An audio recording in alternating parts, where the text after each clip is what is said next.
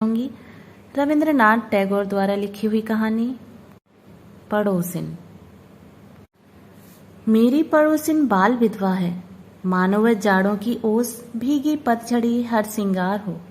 सुहाग रात की फूलों की सेज के लिए नहीं, वह केवल देव पूजा के लिए समर्पित थी। मैं उसकी पूजा मन ही मन किया करता था। उसके प्रति मेरा मनोभाव कैसा था, उसे मैं पूजा के अतिरिक्त किसी अन्य सुबोध शब्दों में प्रकट नहीं करना चाहता। दूसरों के सामने कभी नहीं, अपने प्रति भी नहीं। नवीन माधव मेरा बहुत ही घनिष्ठ और प्रिय मित्र है, उसे भी इस बारे में कुछ नहीं मालूम।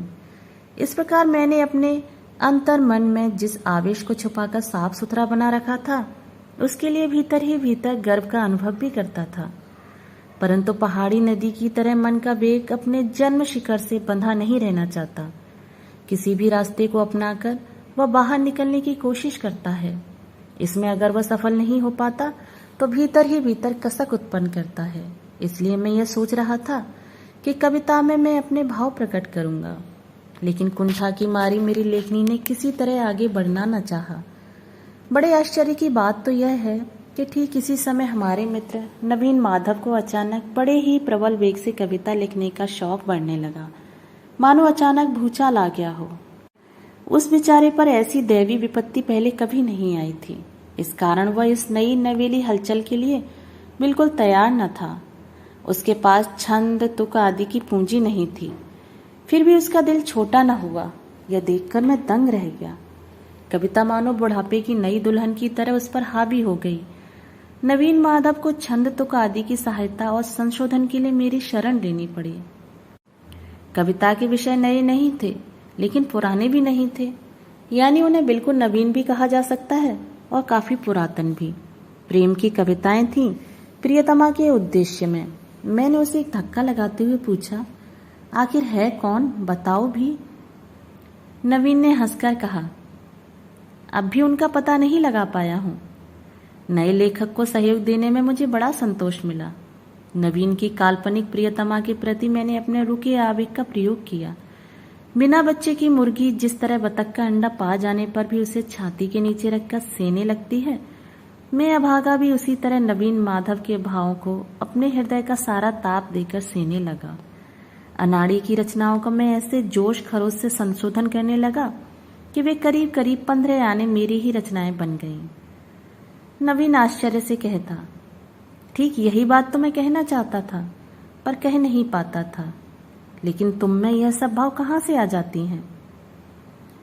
मैं भी कवि की तरह जवाब देता, कल्पना से। इसका कारण यह है कि सत्य नीरव होता है और कल्पना वाचाल। सत्य घटनाएं भाव स्रोत को पत्थर की तरह दबाए रहती हैं। कल्पना ही उसका मार्ग मुक्त करती है। नवीन गंभीर चेहरा लिए कुछ देर सोचता रहा, फिर कहता, देख रहा हूं बात कुछ ऐसी ही है। ठीक कहते हो। थोड़ी देर सोचने के बाद फिर कहा, ठीक ही कहते हो, सही बात है। पहले ही बता चुका हूं कि मेरे प्रेम में एक प्रकार का कातर संकोच है, इसीलिए मैं अपनी बात कुछ भी लिख नहीं सका। नवीन को पर्दे की तरह बीच में रखने के बाद ही मेरी लेखनी अपना मुंह खोल सकी।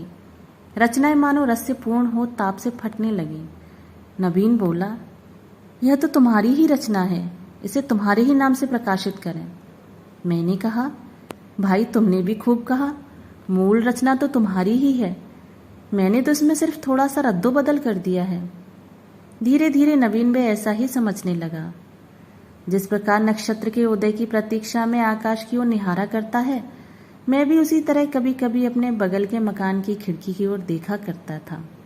इस बात को अस्वीकार नहीं कर सकता, कभी कभी भक्त का वह बेचैनी से देखना सार्थक भी हो जाता है।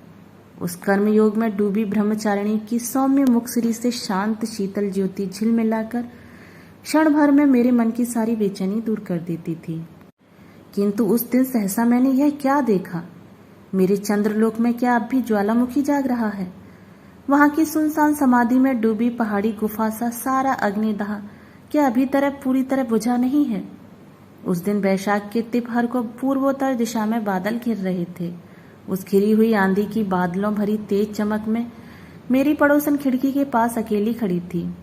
उस दिन उसकी शून्य डूबी घनी काली आंखों में मैंने दूर तक फैली हुई एक कसक देखी। तो है, मेरे उस चंद्रलोक में अब भी ताप है, अब भी वहां गर्म सांसों की हवा बहती है। वह देवताओं के लिए नहीं, मनुष्य के लिए ही है। उस दिन उस आंधी के प्रकाश में अपनी दोनों आंखों की तेज छटपटाहट उतावले पक्षी की तरह उड़ी चली जा रही थी, स्वर्ग की ओर नहीं, मानव हृदय के घोंसले की ओर। उत्सुक आकांक्षा से चमकती उस दृष्टि को देखने के बाद मेरे लिए अपने बेचैन मन को काबू करना मुश्किल हो गया। तब केवल दूसरे की कच्ची अनगढ़ कविताओं के संशोधन से मन नहीं भरा, मेरे अंदर भी किसी प्रकार का काम करने की चंचलता पैदा हो गई। तब मैंने यह निश्चय कर लिया कि बंगाल में भी विधवा विवाह प्रचलित करने के लिए मैं अपनी सारी चेष्टा का प्रयोग करूंगा। केवल व्याख्यान और लेख लिखकर नहीं, आर्थिक सहायता देने के लिए भी मैं आगे बढ़ा। नवीन मेरे साथ बहस करने लगा। उसने कहा, चिर वैधव्य में एक पवित्र शांति है।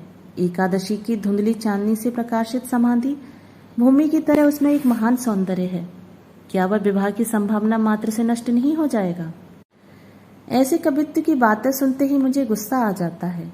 अकाल में खाने के अभाव में जो व्यक्ति घुल घुल कर मर रहा हो, उसके पास हट्टा कट्टा कोई व्यक्ति आकर यदि भोजन की भौतिकता के प्रति घृणा प्रकट करते हुए फूल की सुगंध और पक्षियों के गीत से मरते हुए का पेट भरना चाहे तो वह कैसा लगता है?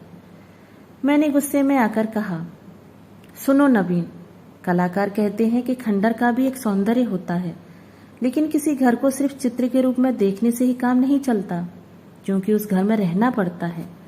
कलाकार कुछ भी कहता रहे, उस घर की मरम्मत जरूरी है।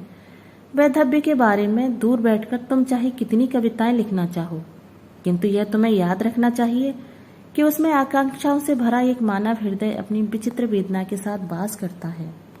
मेरा ख्याल था कि नवीन को मैं किसी तरह अपने दल में नहीं खींच सकूंगा, इसलिए मैं उस दिन ज्यादा गर्मी से बातें कर रहा था। लेकिन सहसा मैंने देखा कि मेरे भाषण के अंत में उसने एक गहरी सांस ली और मेरी सारी बातें मान ली। मुझे और भी बहुत अच्छी अच्छी बातें करनी थी, पर उसने उसका मौका ही नहीं दिया। लगभग हफ्ते भर के बाद नवीन ने आकर कहा, तुम अगर मदद करो तो मैं खुद विधवा विवाह करने को तैयार हूं। मेरी समझ में एक बात आ गई कि उसकी प्रियतमा काल्पनिक नहीं है। कुछ अरसे से वह एक विधवा नारी को दूर से प्यार करता रहा है, पर किसी से उसने यह प्रकट नहीं किया। जिस मासिक पत्र में नवीन की उर्फ मेरी कविताएं प्रकाशित होती थी, वे पत्रिकाएं ठीक जगह पर पहुंच जाया करती थी। वे कविताएं व्यर्थ नहीं गईं। बिना मेल मुलाकात के ही हृदय आकर्षित करने का यह उपाय मेरी मित्र ने ढूंढ निकाला था। लेकिन नवीन का कहना है कि उसने कोई षड्यंत्र कर ऐसी तरकीब निकाली हो, सो बात नहीं। यहाँ तक कि उसका ख्याल था कि वह विधवा पढ़ना भी नहीं जानती थी। मासिक पत्रिका बिना मूल्य विधवा के भाई के मांग पर भिजवा देता था, पर वह केवल मन को तसल्ली भर देने का पागलपन था। उसे ऐसा लगता था कि देवता के लिए पुष्पांजलि चढ़ाई जा रही है। वे जाने या ना जाने, स्वीकार करें या ना स्वीकार करें। कई बहानों के जरिए विधवा के भाई से नवीन ने मित्रता कर ली थी। नवीन का कहना है कि इसमें भी उसका कोई उद्देश्य न था। जिससे प्रेम किया जाए उसके निकट संबंधियों का संग भी मधुर लगता है। अंत में भाई सख्त बीमार पड़ा तो इस सिलसिले में बहन के साथ उसकी भेंट कैसी हुई, वह एक लंबी कथा है। कवि के साथ कविता में वर्णित विषय का प्रत्यक्ष परिचय हो जाने के बाद कविता के संबंध में दोनों ने बड़ी चर्चा हो चुकी थी, और यह चर्चा छपी कविताओं में ही सीमित थी, ऐसा नहीं कहा जा सकता। हाल में मुझसे बहस में हारकर नवीन ने उस विधवा से मिलकर विवाह का प्रस्ताव किया। पहले पहल उसे किसी प्रकार स्वीकृति न मिली। तब नवीन ने मेरी सारी युक्तियों का प्रयोग किया और उनके साथ अपनी आंखों के 2-4 बूंद आंसू मिलाकर उसे संपूर्ण रूप से हरा दिया। अब सब कुछ तय है, केवल विधवा के अभिभावक यानी उसके फूफा कुछ रुपया चाहते हैं। मैंने कहा, अभी लो। नवीन बोला, इसके अलावा एक बात और है, शादी के बाद पिताजी 5-6 महीने तक जरूर खर्चा देना बंद कर देंगे, और तब तक दोनों का खर्च निभाने के लिए तुम्हें इंतजाम करना होगा। मैंने मुंह से कुछ न कहकर एक चेक काट दिया और कहा, अब उसका नाम बताओ। मेरे साथ जब तुम्हारी कोई प्रतियोगिता नहीं तो परिचय देने में तुम्हें किस बात का डर है? मैं तुम्हें छूकर सौगंध खाता हूँ कि उनके नाम को कोई कविता नहीं लिखूंगा, और अगर लिखूं भी तो उनके भाई के पास न भेजकर तुम्हारे पास भेज दिया करूंगा। नवीन ने कहा, अरे इसके लिए मुझे कोई डर नहीं। विधवा विवाह की लाज से वह गड़ी जा रही है। इसलिए उसने तुम लोगों से इस बारे में कोई चर्चा न करने को बार बार मना कर दिया है। पर अब छिपाना बेकार है, वो तुम्हारी ही पड़ोसन है, 19 नंबर में रहती है। अगर मेरा हृदय पिंड लोहे का वायलर होता तो उसी क्षण भग से फट जाता। मैंने पूछा, विधवा विवाह से उसे कोई ऐतराज नहीं है? नवीन ने हंसकर कहा, फिलहाल तो कोई ऐतराज नहीं है। मैंने पूछा, सिर्फ कविताएं पढ़कर ही वह मुग्ध हो गई? नवीन ने कहा, क्यों, मेरी भी कविताएं कुछ बुरी तो थी नहीं। मैंने मन ही मन कहा, धिक्कार है। धिक्कार किसे? उन्हें या मुझे या विधाता को? लेकिन धिक्कार है। दोस्तों, अभी आप सुन रहे थे रविन्द्रनाथ टैगोर की कहानी पड़ोसन। अगर आपको ये कहानी पसंद आई हो तो मेरे चैनल को सब्सक्राइब और मेरी वीडियो को लाइक और शेयर जरूर करें और अपने सुझाव मुझे कमेंट बॉक्स में साझा करें। धन्यवाद।